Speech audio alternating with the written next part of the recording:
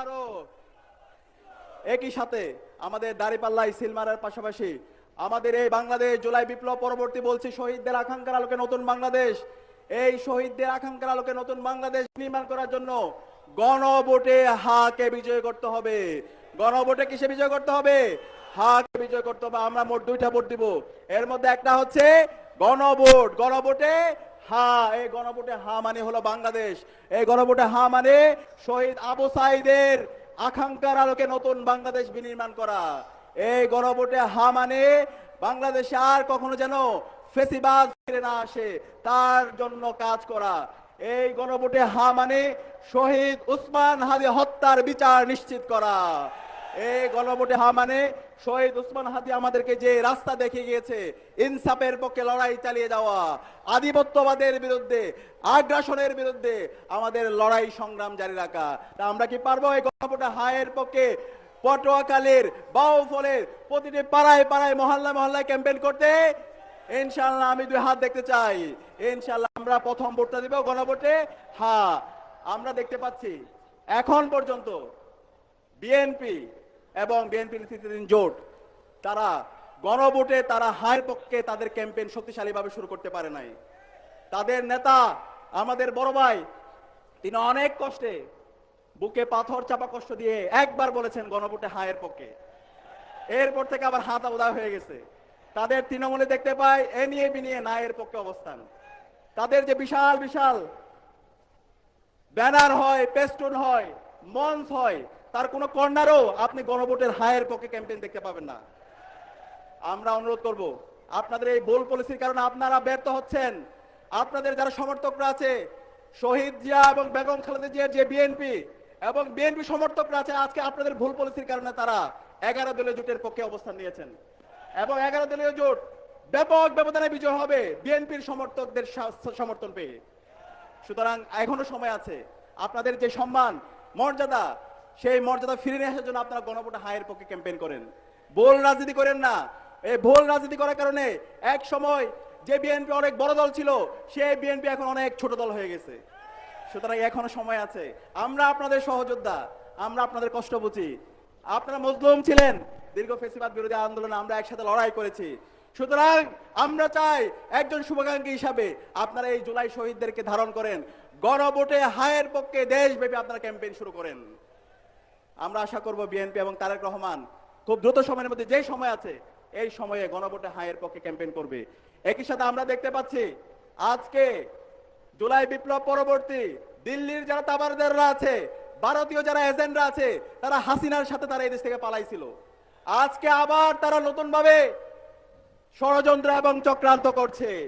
আজকে আবার তারা পেছন দিক দিয়ে ক্ষমতা আসার জন্য একটা দলকে চেষ্টা করছে।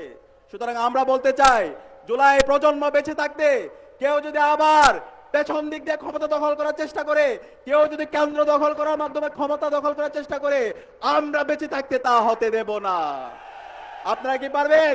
বাউফলের যারা তরুণরা আছে, যুবকরা আছে, আপনাদেরকে জানতে চাই, আপনারা কি পারবেন প্রতিটি কেন্দ্র পাহারা দিতে?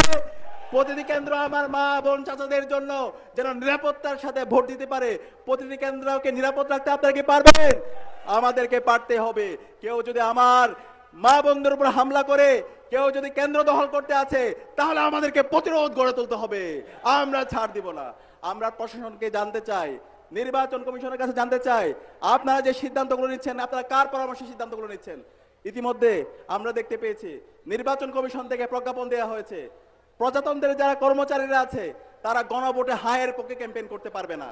এই সিদ্ধান্ত আপনি কার নির্দেশে করেছেন? নির্বাচন কমিশন আপনাকে স্পষ্ট করতে হবে। আজকের যে নির্বাচন কমিশন, আজকের যে ইন্টারিম সরকার, আপনারা শহীদদের রক্তের উপর বসেছেন। এই শহীদদের রক্তের উপর বসে শহীদদের সাথে প্রতারণা করবেন না। এই স্বাধীন বাংলাদেশে, জুলাই বিপ্লব পরবর্তী বাংলাদেশে সকল নাগরিকদেরকে গণভোটে হায়ের পক্ষে ক্যাম্পেইন করতে হবে। হায়ের পক্ষে ক্যাম্পেইনে কেউ যদি বাধা দেয়, তাহলে আমাদের প্রতিরোধ গড়ে তুলতে হবে। একই সাথে আমরা দেখতে পাচ্ছি আইন শৃঙ্খলা বাহিনী তারাও বিভিন্নভাবে একটা দলের পক্ষে তারা অবস্থান নেওয়ার জন্য তারা বিভিন্ন ধরনের ষড়যন্ত্র এবং চক্রান্ত করছে। আমরা তাদের অপপ্রয়াস দেখতে পাচ্ছি। আমরা সাবধান করছি, যারা অবৈধভাবে একটা দলকে সুবিধা দেওয়ার চেষ্টা করছেন, যে আইন শৃঙ্খলা বাহিনী এবং যে সমস্ত কর্মকর্তারা এই কাজগুলো করছেন, আমরা সব ডকুমেন্টেশন করছি, আমরা সব ডকুমেন্টেশন করছি। প্রত্যেককে এই স্বাধীন বাংলাদেশে বিচারের আওতায় নিয়ে আসা হবে। সাবধান করছি, কেউ যদি আবার সেই ফ্যাসিস্ট হাসিনার মতো করে আবার যদি অবৈধ যেন তেন নির্বাচন আয়োজন করতে চায়, যারা আয়োজন করছে তাদের সবাইকে স্বাধীন বাংলাদেশে বিচারের আওতায় নিয়ে আসা হবে ইনশাআল্লাহ।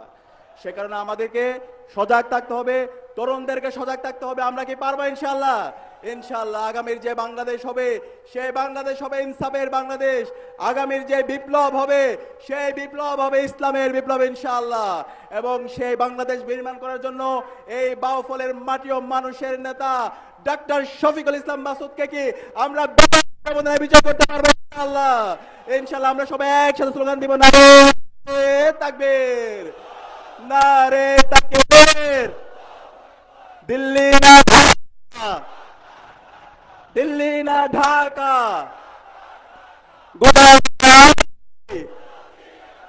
গোলামি না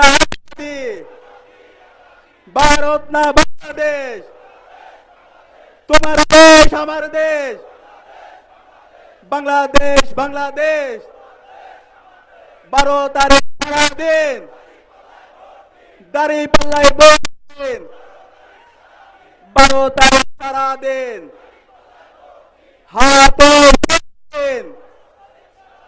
হা মানে আজাদি, না মানে গোলামি, হা মানে আজাদি, না মানে গোলামি, গোলামি না আজাদি, আদর্শ না সংগ্রাম, ইনকিলাব ইনকিলাব, জিন্দাবাদ জিন্দাবাদ।